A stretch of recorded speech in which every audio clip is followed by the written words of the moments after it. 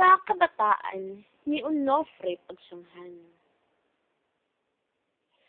Isa sa mga salitang napag-aralan natin sa wikang Pilipino ay ang salitang nabansot. Kapag ang isang bagay raw ay dapat pang lumaki, ngunit ito'y tumigil na sa paglaki. Ang bagay na ito raw ay nabansot. Marami raw uri ng pagbansot, ngunit ang pinakamalungkot na uri ay ang pagkabansot ng isipan, ng puso, at ng diwa. Ang panahon ng kabataan ay panahon ng paglaki. Ngunit ang ating paglaki ay kailangang paglaki at pag-unlad ng ating buong katauhan, hindi lamang ng ating sukat at timbang.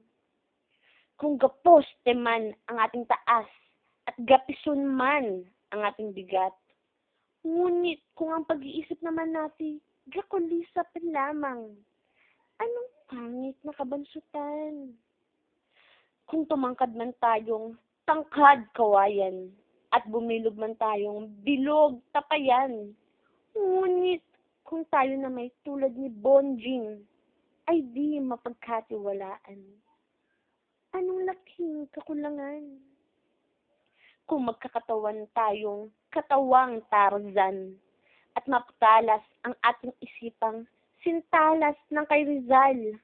Ngunit kung ating kalooban na may itim na duwende ng kasamaan, anong kapinsalaan para sa kinabukasan? Kinabukasan. Kabataan. Tayo raw ang pag-asa ng inang bayan. Tayo raw ang maghahatid sa kanya sa langit ng kasaganaan at karangalan o hihila sa kanya sa putik ng kahirapan at kahihiyan. Ang panahon ng pagkilos ay ngayon, hindi bukas, hindi sa isang taon. Araw-araw ay tumutuwid tayong palangit o bumabaluktot tayong paputik.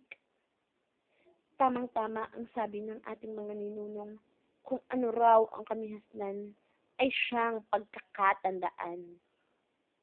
Huwag nating akalaing makapagpapabaya tayo ng ating pag-aaral ngayon. At sa araw ng bukas ay bigla tayong magiging dalubhasang magpapaunlad sa bayan. Huwag nating akalaing makapagdaraya tayo ngayon sa ating mga pagsusulit, makakupit sa ating mga magulang. At sa mahiwagang araw ng bukas, makakaya nating balikasin ang mabibigat na suliranin ng ating bansa. Huwag nating akalaing makapaglulublob tayo ngayon sa kalaswaan at kahalayan. At sa mahiwagang araw ng bukas, bigla tayong magiging ulirang mga magulang. Kabataan, ang tunay na pag-ibig sa bayan. Ang tunay na nasyonalismo ay wala sa tamis ng pangarap, wala rin sa pagpag ng dila. Ang tunay na pag-ibig ay pawis ng gawa.